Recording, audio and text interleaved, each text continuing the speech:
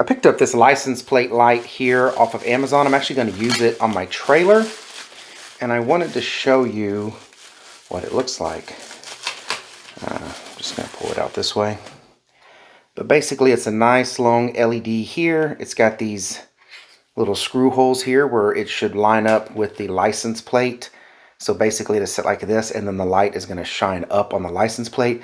This is going to work perfect on my trailer because I don't have a really good spot on the bottom of the trailer. There's a light over here that shines this direction, but below the license plate there's nothing down there, and I've kind of wanted something below it that just shines up instead of one over here on the side. Got, you know, some small gauge wire here, really small gauge.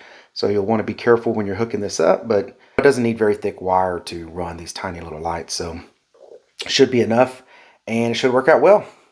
So if that's what you're looking at, this is what you get. Hope this video was helpful. Thank you very much for watching. Y'all take care.